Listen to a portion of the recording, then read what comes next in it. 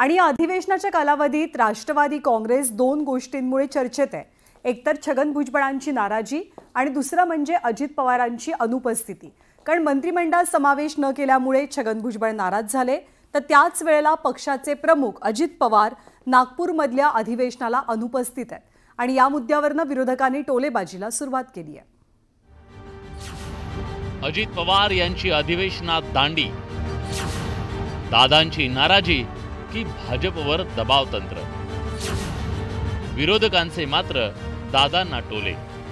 अजित पवार हे not reachable आहेत, त्यांची सवय जुनी, पुन्हा आता जर पहाटे बघा कुठे पवारांना सांभाळा।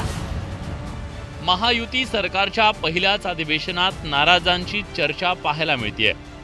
मंत्रिमंडळ विस्तारात स्थान न मिळाल्यानं सत्ताधारी पक्षातील काही इच्छुक नेत्यांनी जाहीर नाराजी व्यक्त केली आहे।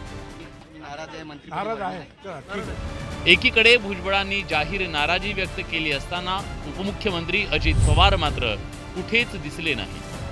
अजित पवार समोर येऊन आपली भूमिका मांडतील अशी अपेक्षा होती, पण अधिवेशनातही अजित पवार काही दिसले नाही। त्यामुळे अजित दादा गेले कुठे असा प्रश्न राष्ट्रवादीच्या कार्यकर्त्यांना पडला नाही तरच नव्हत। भुजबळांच्या बंडाच्या पवित्र्यानं अजित दादांनी अधिवेशनात दांडी मारली का, की मंत्र्यांचं खाते वाटप दादांसाठी डोकेदुखी ठरली आहे? अर्थ खात्यासाठी अजितदादांचं हे दबाव तंत्र तर नाही ना?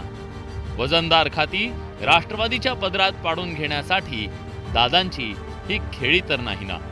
असे अनेक राजकीय तर्कवितर्क लढवले जात आहेत। दादांची भेट झाली नाहीये, जर तुमची भेट झाली नाहीये तर अजित पवार नेमके कुठे आहेत? अजित दादा माझ्या माहितीनुसार आता तरी शोध काढण्याच्या, माझ्या दृष्टिकोनातून काढण्यापेक्षा ते कुठे आहेत या बाबतीमध्ये संध्याकाळपर्यंत तुम्हाला म्हणजे कार्यकर्त्यांना भेटत नाहीये, चर्चा अशी की ते दिल्लीमध्ये गेलेले आहेत, तुम्हाला काही कल्पना आहे? या सगळ्या चर्चा यशस्वी करण्याच्या दृष्टिकोनातूनच ते पक्षश्रेष्ठींबरोबर सातत्याने संपर्कात आहेत आणि मला असं वाटतं की संध्याकाळपर्यंत याचा उलगडा आपल्याला सगळ्यांना मिळेल।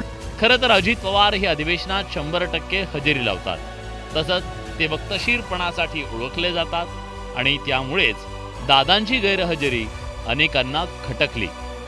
अजित पवार हे नॉट रिचेबल आहेत, समोर येताना त्यांची सवय जुनी, पुन्हा आता जर पहाटे बघा कुठे पवारांना सांभाळा।